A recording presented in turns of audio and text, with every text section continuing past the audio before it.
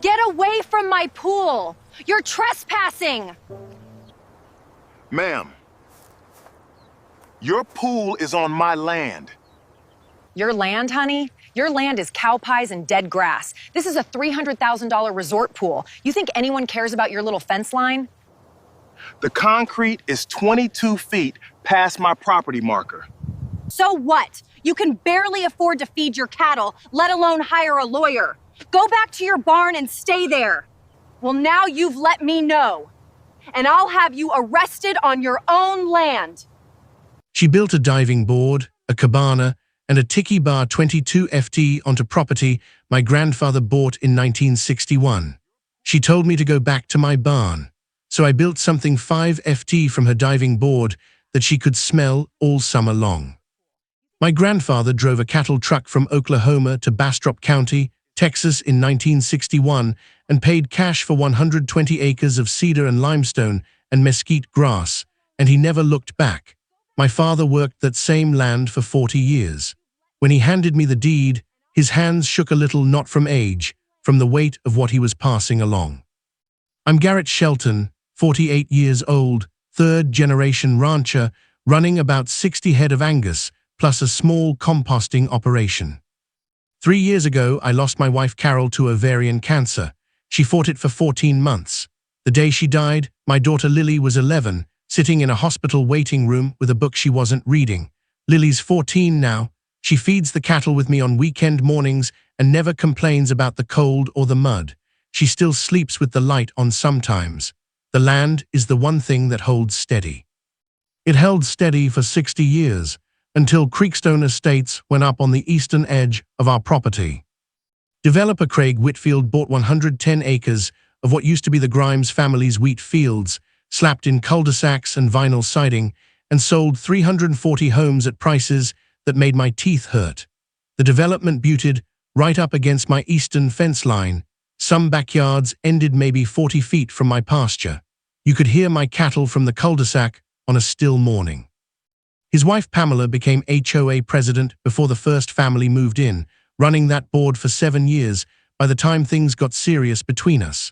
She wore Gucci sunglasses, drove a white Escalade, and handed out violation notices the way other people hand out Halloween candy. Neighbors told me she'd once threatened to fine a family over a wind chime. She'd stopped seeing the difference between HOA rules and actual law. The first time I actually spoke to her, it was over the fence. She was walking her little dog along the property line, wrinkled her nose, and said, "Is that smell normal?" I told her it was cattle. "Can't you do something about it?"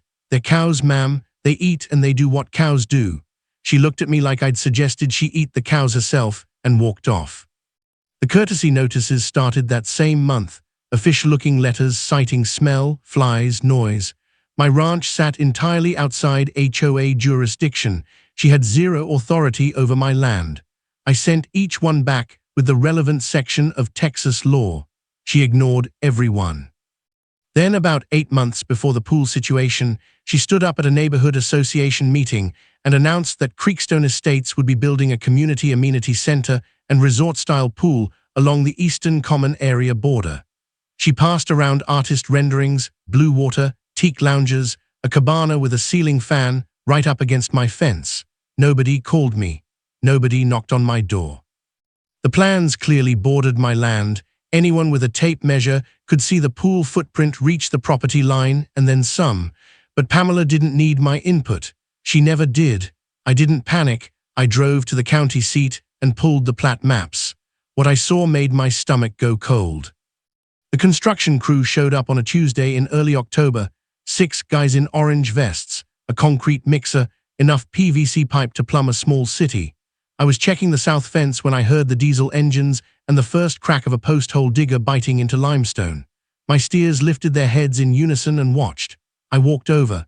They'd staked the perimeter, but something was wrong. The nearest stakes were clearly past the boundary marked on the county plat maps I'd studied. I grabbed my GPS unit and walked the line. 2 stakes sat 11 inches inside my property.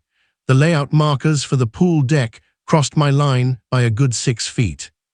I called Pamela that afternoon, Ms. Whitfield, I'm seeing construction stakes on my side of the property line. I'd appreciate it if someone double-checked the survey before any concrete gets poured. There was a pause, then a short laugh, not a polite one. Mr. Shelton, she said, your little cow pasture ends where my pool begins. We've had this surveyed. By who? By our contractor. This is a done deal. I said I'd like to see that survey. I'll have our HOA attorney send you something, she said. Nothing ever came. Over the next 3 weeks, I watched the forms go in, the rebar, the plastic sheeting over the gravel bed. I photographed every step, date stamped, GPS tagged, uploaded to a cloud folder labeled pool encroachment. By mid-October, the smell of fresh concrete sat over that end of the pasture every morning, sharp and mineral, mixing with cedar smoke from the burn pile I kept going on the far side of the property. The day they poured the main pool deck, I stood at the fence with a measuring tape. 22 feet of wet concrete landed on my property that afternoon. I got it all on video. I drove to the county seat the next morning and requested every permit document filed for the pool project, then spread the papers across my kitchen table. Lily came home from school, looked at the stack, and asked what it was. Homework, I said. She stole a granola bar and went upstairs. My neighbor Dale Hutchins, a retired civil engineer down the road, had heard about the construction and done some digging at the county permitting office. He called that evening while the concrete was still curing. Garrett, he said, I pulled the permit applications for that pool. You know what I found? The permit was approved in 4 days. Standard review is 6 to 8 weeks. Craig Whitfield's development company is listed as the applicant, not the HOA. County permits for a pool that size require an engineering review, a drainage study, and sign-off from 3 separate departments, 6 to 8 weeks minimum. Whitfield had bypassed all of it using his relationships from building the subdivision. He knew who to call. The pool had gone up on my land without a legitimate permit, backed by a developer who'd used political connections to skip the line entirely. Pamela hadn't just stolen 22 feet of my property. Her husband had helped her do it through a back-channel shortcut in the county system. They finished the pool in late November. I'll give Pamela's contractors credit. They built something genuinely beautiful. Caribbean blue tile, a raised diving board, a teak cabana with a bamboo bar, string lights, and a waterfall that ran 24 hours a day. You could hear it from my pasture on quiet nights, out of place against the cricket noise and low bellow of cattle settling in. Pamela threw a grand opening party the first Saturday in December, music, caterers, a bounce house. She parked her Escalade out front with a big red bow on the antenna. I watched the string lights come on while closing up the barn. I wasn't invited. That was fine. I had cattle to feed. Lily came home from school the following Monday looking careful. Dad, everybody's talking about the new pool. What are they saying? Just that it's amazing. Kyla's mom said it's better than anything in Austin. She paused. Did you know they built it right next to our fence? I know, I said. She looked at me a moment, then went back to her homework. In January, the violation letters escalated to formal HOA stationery, citing odor, flies, and noise. My ranch had existed since 1961, the HOA 7 years. My property sat entirely outside its jurisdiction. I filed each letter in a folder marked Baseless HOA Correspondence, and it got thick fast. Then she escalated to the county health department. An inspector named Randy Colton drove out on a gray January morning, walked my perimeter, checked my logs, tested the air, and found nothing. My operation was well within county standards. Before he left, leaning on his truck, he looked toward the pool and said, Mr. Shelton, I'm going to be straight with you. This is my 3rd visit in 6 months, 3rd complaint on file. She's been calling us every week. My office has logged 41 contact attempts from Ms. Whitfield about your operation in the past 11 months. 41 contacts, 11 months, and they'd found nothing every single time. Then in February, she blocked my road. The access road ran along the eastern edge of my property, an unpaved caliche road my grandfather used for the original hay operation, and I used several times a week to move cattle or bring in feed. I came home one evening and my headlights hit a new contractor-grade chain-link fence, padlocked, with a sign reading Creekstone Estates Common Area. No trespassing, I called Pamela. That road has been mine for 60 years, I said. The HOA has determined that segment is part of our common area corridor, she said. The fence is for the safety of our residents. I need that road to move cattle. You'll need to find another route, Mr. Shelton. Good night. She hung up. The detour cost 40 minutes each way. Lily missed her school bus that Tuesday, waiting in the cold. She didn't complain once. That made it worse. A week in, I drove to see my old neighbor Earl Grimes, 74, Bastrop County clerk for 22 years before retiring, a man who knows every recorded easement in the county from memory. He listened to me describe the fence, then set his coffee down. "Garrett," he said, "I recorded the easement on that road myself, March of 1973. Your grandfather and the county commissioner agreed on it formally. It's a deeded easement. It's been on file ever since."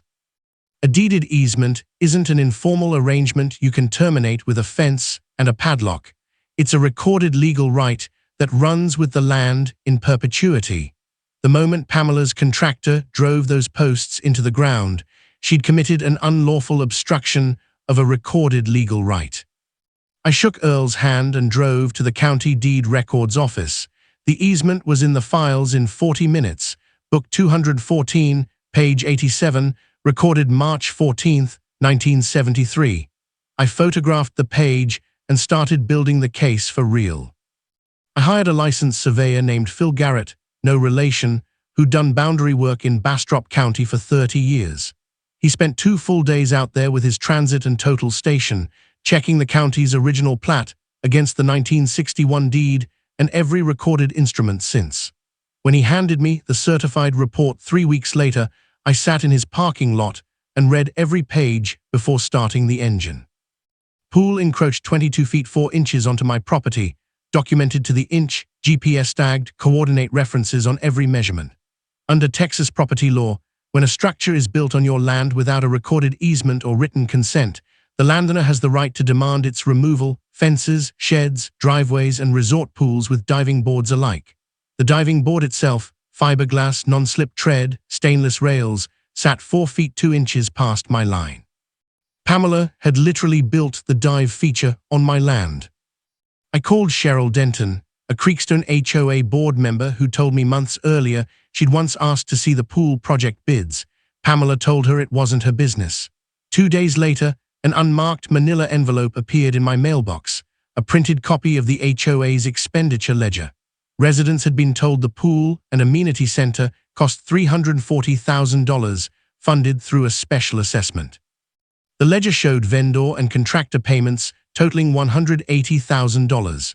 The remaining $160,000 had been paid to Whitfield Development Consulting LLC for professional project consulting and site management services. Craig Whitfield's company, Pamela's husband. No contract, no bid, no documented board vote. Pamela had been routing $160,000 to her husband's company, trusting no one would scrutinize the line items closely enough to ask. 240 families had paid for a pool that sat on my land and padded her husband's pockets. I sat at the kitchen table with the survey on one side and the ledger on the other, the cattle moving toward the east pasture in the low winter light, the pool's waterfall still running 22 feet inside my property line. I had 2 nuclear weapons now, time to aim them carefully.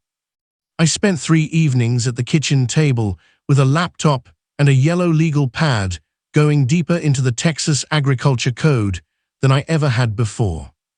Chapter 251, the Right to Farm Act. Most people don't know it exists, but it's been on the books since 1981, and in plain language it says, if you're operating an agricultural operation on agricultural land, and that operation predates residential development moving in nearby, the new neighbors can't file a private nuisance suit to shut you down. My family had been running cattle here since 1961. Creekstone Estates went up in 2017. I had 56 years of priority. The Act also protects agricultural processing operations, including composting, and under county zoning I was entitled to operate a composting facility as long as I met standards for containment, drainage, and setbacks 5 feet from the property line. I already had cattle and informal composting infrastructure. I could formalize it, concrete pad, containment walls, drainage channels. Fully within regulatory compliance. and position it exactly 5 feet from my eastern property line, directly adjacent to Pamela Whitfield's diving board. I applied for the composting permit on a Thursday morning at the county ag office, a 12-page form filled out carefully with the certified survey attached. Reviewer Art Simmons said he'd have an answer in 3 to 4 weeks. That was enough time to start building. I called 3 neighboring ranchers, Dale Hutchins, Pete Caldwell, and Roy Briscoe, who agreed to co-sign a formal complaint about the pool's unpermitted construction. Dale connected me with reporter Sandra Weiss at the Bastrop County Advertiser. I told her when everything was in position, she'd get first access. We poured the concrete pad, built cinderblock containment walls, laid drainage, and measured the distance to the line twice, 5 feet 3 inches, fully legal. The diving board sat maybe 8 feet from it on the other side. When Lily saw it, she asked what it was. Agricultural composting facility, I said. State law calls it a protected agricultural operation. She smiled, Carol's exact smile, the one she wore when someone had badly miscalculated. Pamela found out within days and called me at 6:15 in the morning. You are not building a manure pit next to my pool. I told her it was legal under Chapter 251. I will make the determination, she said, and hung up. 4 days later, Inspector Simmons called. Someone had mailed the ag office $5,000 in cash to deny my permit, and he'd reported it to the county attorney. Pamela had also hired an Austin law firm, which sent me a cease and desist. I had my surveyor forward them the certified boundary survey. 3 days later, the attorney called to say his firm was withdrawing from representing her entirely. No lawyer wanted to be caught demanding I stop building a legal facility while his client's pool sat 22 feet inside my land. Next came the flyers, mailed to all 240 homes, warning of an industrial waste facility beside the children's pool. But those same households had just paid a mysterious pool assessment, and a retired accountant, Frank Yates, had been asking for financial records for weeks without answer. Within a week, the neighborhood Facebook group was arguing about the missing $160,000 instead of my compost. Pamela deleted the thread after residents demanded documentation. That made it worse. She organized a rally that Saturday, stand with Creekstone Estates, a rented PA system. 11 people showed, 6 of them her relatives. Meanwhile, 43 residents quietly signed a petition organized by Cheryl Denton demanding a full financial audit. Then it got uglier. My trail cameras caught a white Escalade parked outside my gate at 2:17 a.m., a figure climbing through a fence gap and pouring bleach across my new concrete pad, killing weeks of bacterial culture work. I sent the footage to the sheriff. 10 days later, Child Protective Services called about an anonymous complaint claiming Lily lived in unsanitary conditions. Investigator Diane Rosell spent 90 minutes at the house, found nothing, and told me off the record that the complaint had been flagged as retaliatory the moment it came in. Lily watched her drive away, arms crossed. She used our daughter, she said quietly. That was when I decided to make everything public. Cheryl Denton and other board-eligible residents forced an emergency HOA meeting. More than 280 people packed a room built for 120. Reporter Sandra Weiss set up a recorder. A code enforcement officer named Gerald Brody came on his own initiative. Pamela arrived in her Escalade, sunglasses still on. When a resident demanded to know where $160,000 went, I walked to the front with a folder. I held up the certified survey. The pool encroached 22 feet 4 inches onto my land, the diving board 4 feet past the line, certified, GPS verified, undisputed. I held up my approved composting permit, 5 feet from the line, fully legal under Chapter 251. Then the expenditure ledger, $340,000 assessed, $180,000 to real contractors, $160,000 to Whitfield Development Consulting LLC, Craig Whitfield's company. The room erupted. I played the trail camera footage, 2:17 a.m., the Escalade, the bleach, trespassing and destruction of agricultural property. Then I read Art Simmons's report on the $5,000 bribe attempt.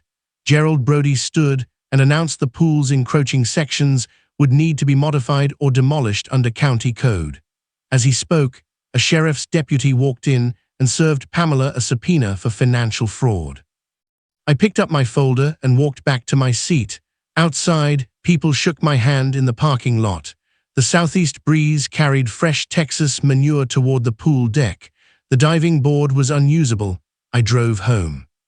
3 weeks later, 247 residents voted to recall Pamela. 8 voted to keep her. Cheryl Denton became interim president. Craig Whitfield's company was ordered to repay the $160,000, and a joint criminal fraud investigation opened with the state attorney general's office. Pamela's attorney told her to make no public statements. She hasn't made many since. The diving board came down that April, 2 full days of jackhammers breaking up cured concrete along my line, loading the chunks out, regrading the exposed dirt back to where it belonged. I used the settlement to establish a $2,000 annual agricultural scholarship through the county 4-H program. The first recipient was a 16-year-old headed to study range management at Texas A&M. Lily won her school's writing contest that spring with an essay about land, what it means to stay somewhere across generations and know a place well enough to fight for it. The fence across my access road came down under a separate county order. Earl Grimes came by with a bottle of Lone Star, and we sat on the tailgate watching cattle move in the evening light. "Your grandfather would have done the same thing," he said, "only slower." "I had a daughter to think about," I told him. The composting facility still runs, fully permitted, still visible from what's left of the pool. The new HOA board invited me to their first cookout. I brought 32 pounds of my own ribeye. Someone asked if I'd built the compost pit just to spite her. "No," I said, "but I won't pretend the placement was an accident." A lot of people laughed. This land has been in my family 63 years. My grandfather bought it, my father worked it, my wife loved it, and my daughter is growing up on it. Nobody builds a pool on your property, blocks your road with a padlock, files 41 health complaints on a clean operation, and calls CPS on your kid without facing consequences. That's not stubbornness, that's stewardship.